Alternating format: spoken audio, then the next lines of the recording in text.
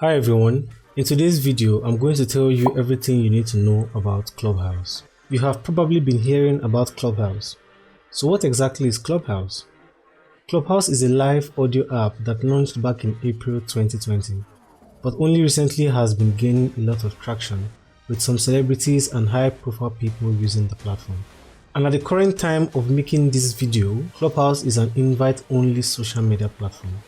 So to access the app, you actually have to be invited by someone who's already been invited. As of right now, it is only on iOS, and any iPhone or iOS user can go into the App Store and download the Clubhouse app. If you are interested in using Clubhouse in the future, I recommend you download the app and reserve your username as you wait for an invite to fully access the features and be a Clubhouse user. It is speculated that lack of proper facilities to support a public release is the reason for this invite-only strategy. Clubhouse is entirely audio-based and provides an amazing experience where you can go into any room and listen to people talk on a wide variety of topics. You can take the stage, participate with people all over the world, and when this live room is done, it's gone forever. You are not allowed to record anything, which makes you not want to miss any of the live rooms you are interested in, leading people to spend lots of hours on the app. One of the amazing things about Clubhouse is that it facilitates networking, as you can easily make connections with people anywhere in the world very quickly and discover very rich interactive content. In today's video, I'm going to break down everything you need to know about Clubhouse, so stick around to the end to find out how to get discovered easily on this new and growing amazing platform. A room in Clubhouse is similar to a room inside of a conference hall, and each of the rooms are typically about a specific topic. So it's just like you walking into a room and seeing people up on the stage. According to the community guidelines, the rooms are supposed to be private and recording of the conversations is not permitted. Rooms is typically divided into moderators and listeners. The raised hand icon in the bottom center of the app allows anyone in the room to click it, and then the moderator are notified and they can decide to bring you up on stage. In some cases, the raise hand feature will be grayed out, and that is because the moderator decided to turn off the raising hands feature. And when that happens, everyone in the room is notified that the raising hand feature has been turned off. This is usually done when you are in a room where a presentation is going on and they don't want to be distracted by anyone raising their hands. But that can always be turned back on by the moderator whenever they want to. Whenever you are inside a room, you can click the leave quietly button and very easily leave the room.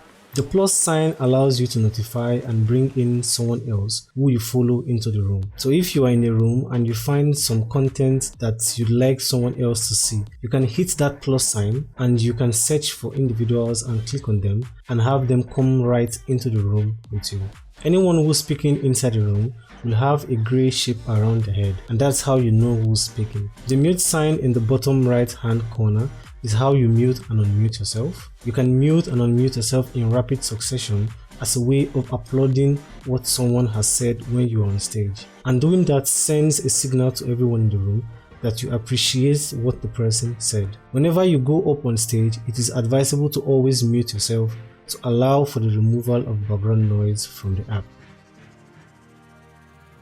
Another cool thing about being in a room is you can go ahead and click on any person's bio. It could be someone on the stage, it could be someone in the audience. If you click on someone's bio and then you swipe up, you can see how many followers they have and who is following them. You can click on who this person is following, and when you do that, you would see the clubs that this person follows. And as you continue to scroll down the screen, then you would see all the individuals that this person is following. And if they are people you are interested in, you can decide to follow some of these other people. This is important as there is an algorithm that makes a decision about what content to show you based on who you are following. It is highly important that you attach your Twitter and Instagram accounts even if you are not active on these platforms, as there is no private messaging on this app, because a lot of people will check out your bio as they were in a club room with you and maybe loved what you said during a room session. A lot of networking happens off platform over on Instagram or Twitter. At the very bottom of someone's bio are the clubs they belong to. There are clubs on everything you could possibly imagine. Clubs create their own content and clubs have members and followers. You can click on any of them and see what the club is all about. The very first person listed on the app is likely the creator of that club, and you can follow some of the people in the club if you find them interesting. Also, clicking on someone's bio, you have the option to follow them. And something really important you need to know is the bell at the bio. If you click on that bell, you will be presented with options as always, sometimes, and never ever. This simply means that whenever someone you follow goes up on the stage, you get notifications, and these notifications can become so very much on your phone because some of these people take the stage a lot. The default is set to sometimes, but if you want to always be notified when some particular people go up on stage, you want to click always, and for those you might not ever want to be notified when they go up on stage, then you can set this to never ever. To the right of following is also a little icon that has some stars inside of it. If you click on it, it's going to show you people that are similar to the person that you're following and that are like the person as well, same thing, and allowing you to scroll through and make your choice. The hallway is where you would see all contents which has been provided personally for you based on your selected interests, the clubs that you belong to, and the people that you follow. Now, depending on what time you are on in the app, there will be more or less rooms recommended to you. So if you want to see more, go all the way to the bottom and hit the little button with a globe icon that says explore, and that's going to recommend other rooms for you. There's a big green button that says start a room, and is what you would click to create a room in Clubhouse to start discussing with people, like a hub for audio connection and interacting on the platform. So when you click on start a room, you are going to see a couple of options that come up. Firstly, we have open rooms, there's social rooms, and there's closed rooms. Open rooms are spontaneous rooms that you can create and people can just pop up automatically. Social rooms are only for the people within your social network, and closed rooms are only for people that you follow or invite personally. One of the important things about starting a room is to click add a topic. This is where you get the opportunity to write in a description of the room, and once you are done with that, you hit set topic. You can always edit that before you start the room, but not after you have started the room. Consider making someone else a moderator before you start up a room, just in case for whatever reason the app disconnects you out of the room. That way the room will not be closed. In addition, when you are a moderator of a room, you have the ability to ask anybody from the audience straight up onto the stage whether they have raised their hands or not. You also have the ability to mute people as they come up onto the stage, and you can also move anyone back to the audience, or you can go ahead and give them full moderation status. Someone is a moderator when they have a little green dot next to their face, giving them full control of the room, just like you do. In addition, the moderator can decide to turn on or off the hand raising feature if they want to. Any moderator can take a room that is private and click the open it up button to make it public. When you are in a hallway, you can either select this little telephone looking icon at the bottom right or swipe left and see every person that you follow and what rooms they are currently in.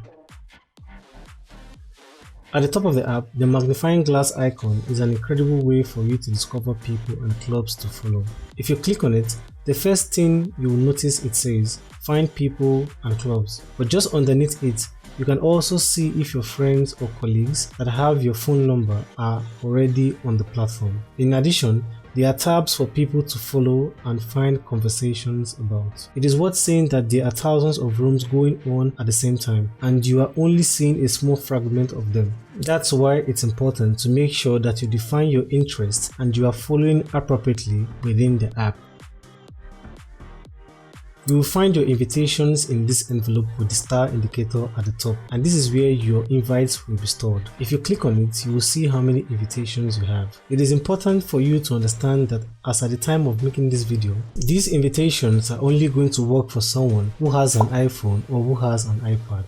You need to make sure that they are listed in your phone directory in your contact list, and ensure that you have their up-to-date phone number before you send them an invite, and that's how you send an invitation. If you are super active on the platform and you are giving away your invitations, chances are you will get more invitations. So don't feel like you have to hold on to your invitations. Feel free to give them away, because every week you might get more invitations. And once the person you nominated or invited is on the platform or the app, that affiliation is tied to their profile forever. And if they take off on the app and a lot of people check out their profile, they would see you at the bottom as the person who nominated them into the app.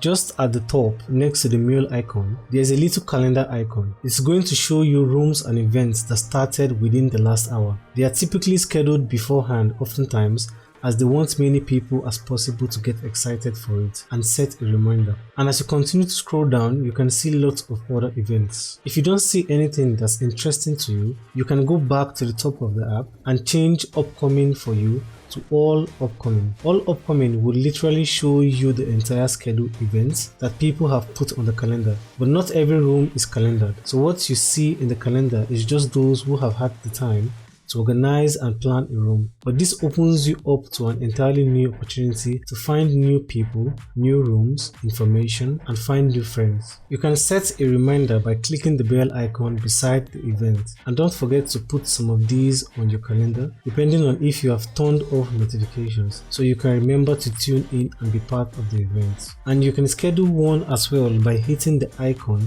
at the top right, giving it a name, adding a co-host if you want, set the date and time, adding a description, and then scheduling it.